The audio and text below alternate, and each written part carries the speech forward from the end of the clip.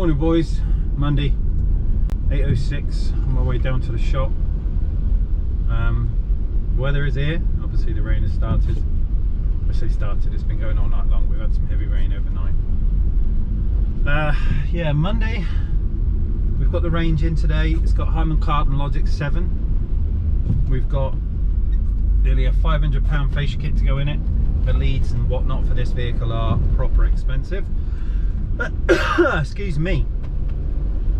We've got head unit to swap, fascia kit to do. We've got leads at the front, leads at the back to retain all the amplified system. I've got to declutter the standard head unit by dismantling it and keeping a certain proportion of it and binning off the rest.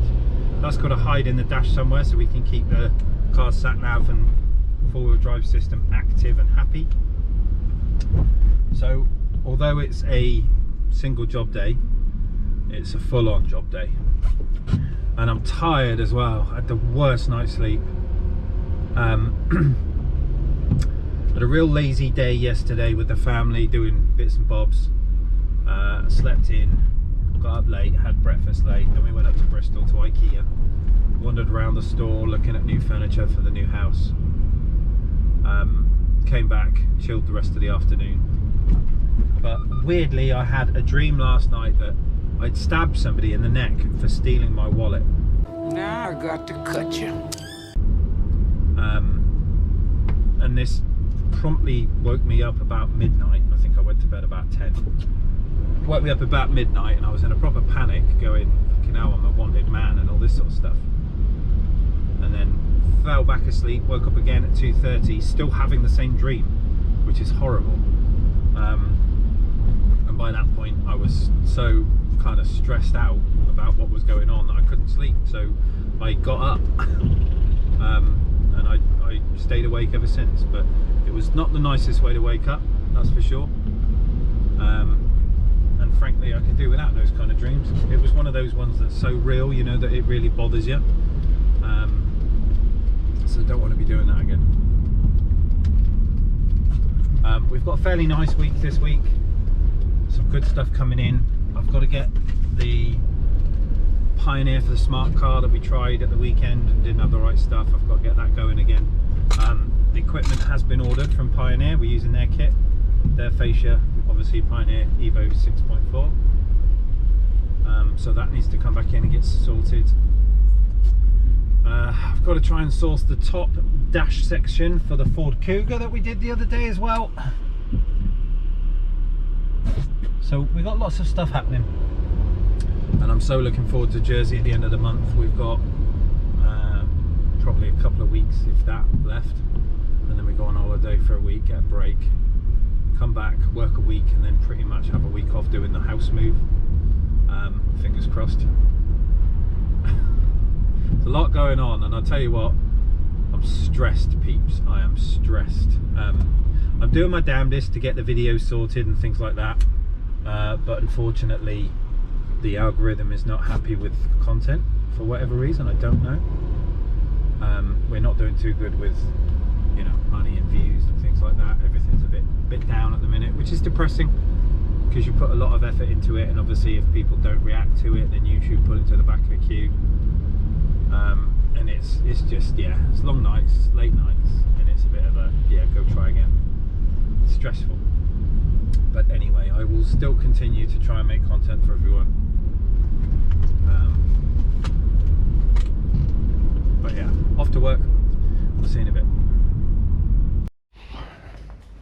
Right then boys, 10 o'clock, customers finally turned up. Hour and 20 minutes late. Not helpful. And Jesus Christ, where he lives there's pterodactyls flying. So here we have Range Rover early edition. This has Logic 7 Harman Kardon. So we've got normal radio that we're going to change out, and obviously the sat nav screen at the top. We have got full amplified system. I've got to do cameras front and back. So we've got to do one on the tailgate lights at the top there, and he wants one on the front as well. So looking at this, I'm probably going to have to do a little bit of trimming, get rid of that front stabilizer there and put a bracket up there to mount the camera in there looking down at the front nose. That's going to be an option. But yes, now I've got my work cut out. Not the easiest when people turn up late. Kind of stitches me up. Never mind. Right, first thing I've got to do is basically strip the interior, because with this system, this is the fascia kit. So I've got a massive instructions, but we've got fibre optic plug, ground loop isolator, aerial FACRA to DIN, RCA to FACRA phono, fibre optic loop, another FACRA to phono, an extension fibre optic ring, the steering control harness and sound box for the Freelander, universal patch lead for the steering controls, another fibre optic loop, some phono male to male splices, another power harness extension as well that goes front to back, and an RCA lead 5 meters, and then in there we've got the fascia. So there's quite a bit to this kit, and I've got some instructions and stuff that tells me what I need to connect to, what I need to do. We've got to discombobulate the factory stereo and make it shorter so it looks like this. That keeps the sat nav and everything else happy. And then I've got to splice into a few things to keep the harness active behind the instrument cluster. So yes, there's a lot to do. So I'm going to crack on with this because there's no time like the present. I've got another one now coming in the afternoon because I thought he wasn't coming, so I've moved some work forward and now he's shown up. So it's kind of double ass fucked me this morning. Cool, see you in a bit. Let the record state that I bloody hate Range Rovers.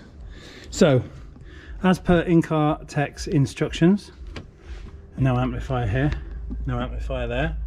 So the back of the car's come apart. We've got to get a camera in there anyway, but other than that it would have been a complete waste of time.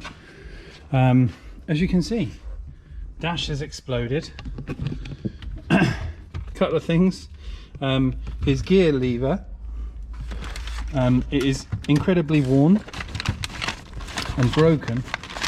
They're supposed to have a plastic bush inside here that stops the gear lever rotating left to right, but this one is broken. As you remove the gear stick, it all falls out, so that's something we need to speak to them about. So I've tested the head unit. The amp is actually underneath the driver's seat. We've got to connect to the K line, which is a wire off the back of the binnacle here, and then put all the dash back together just for one white wire. We've got to dismantle the factory unit, which is currently sat here, but obviously we're going to make that shorter and stick that in the dash somewhere hidden so that the screen and the four-wheel drive system still operate well. That is running into a box of tricks, which is running the fibre optic system, which is then powering the amplifier, which means we get the whole Harman Kardon system working. Once I've done the main wiring for the head unit and connected up all of this to make sure that works, obviously I'm then going to start doing the cameras.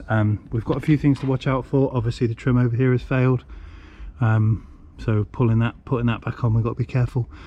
Microphone up here in the middle. What I think I'm going to do, because of the way the tailgate situates, and it's a split system with tiny grommets, and they're going to be broken wires in there, which I don't really want to disturb.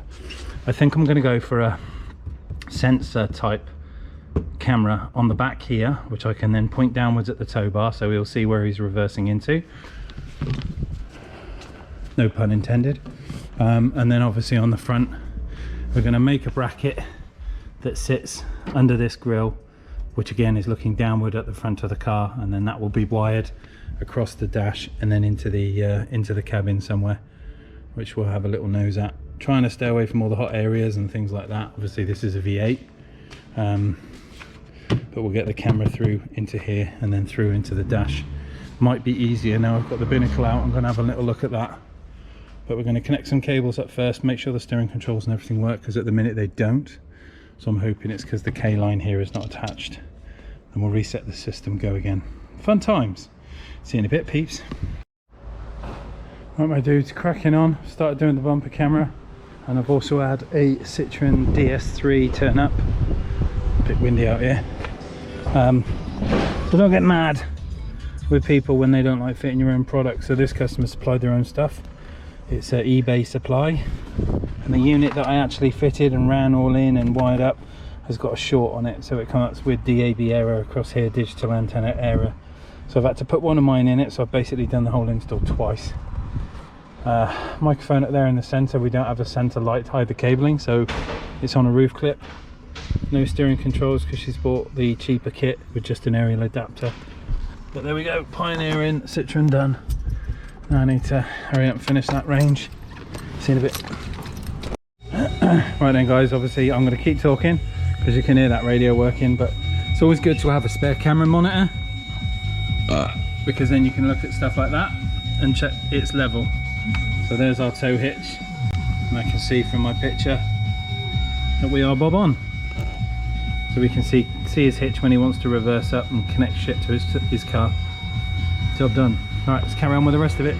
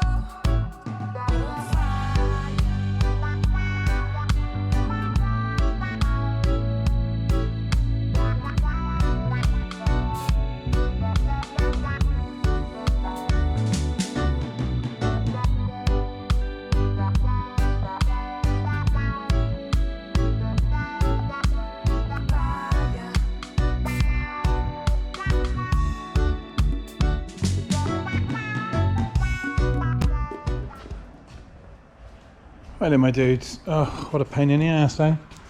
I'm going to be coming back tonight for this one. So we made a lot of progress. We've got the Pioneer kind of semi there. I've got to put the cage in, but the centre tunnel's back together. The cowl and the clocks are back in. Obviously we need to start the camera on the front. The rear one is just there looking at the tow bar there. That's good to go. Soundman is going to come down and keep me company this evening, and obviously we've got to undo the clips on this, cut this out, make a bracket, put one in there looking downward, and then find a way of getting into the cab.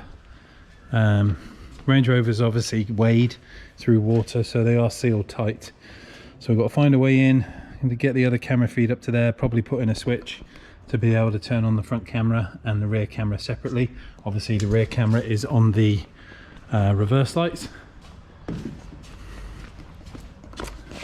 but other than that it's kind of in and on. We've got a Land Rover's logo there, we've got a Pioneer there, so it's coming on. I say it didn't help that the customer come in so late, which kind of stitches me up a little bit. I don't want to be working tonight, but now we've got to. But on a good note, the sun is out. Look, it's a nice bright evening. So I'll see you all in a bit.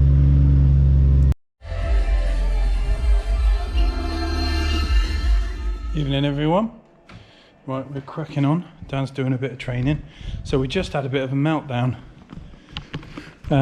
Suddenly realised that the 360, the Pioneer SPH DA 360, that radio aerial pull out, mate, has only one camera input, and obviously we've just fitted another one on the front, and the head unit has only got one input, so we suddenly hit a brick wall because we couldn't show the other camera feed. Jeez.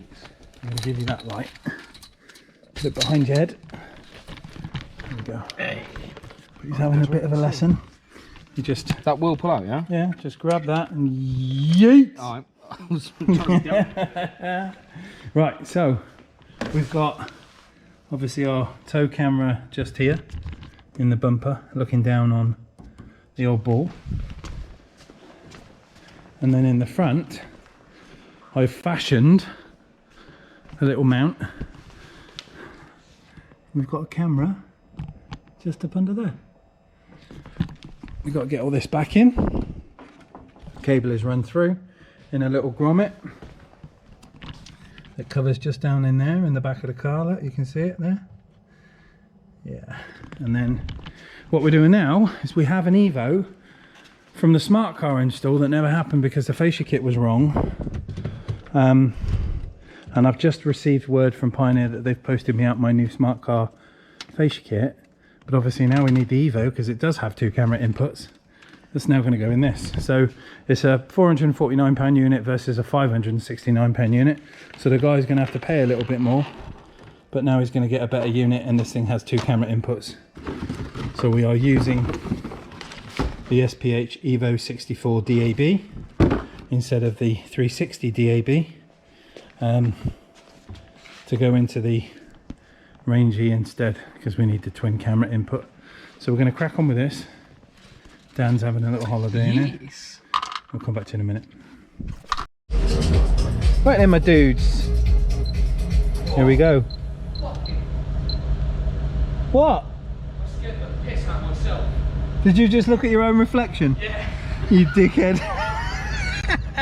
So, there's our unit in. And we've got reverse camera. Obviously showing the tow bar and the car camera backwards. And then if we come back into park, if we go up here onto camera view and then turn this one on, that then is our front view of our little front camera that we've got under the grille hiding away. So you can see the front of the car here, and then obviously that back off, come back out of there. Oh no, back to digital radio. So steering controls are not working on this one, boys. There is only one kit for the Logic 7 because the amp is under my seat. This is a analog input, and because we've got the stuff under the seat, it means it's a digital input, so we don't have that. And that's it.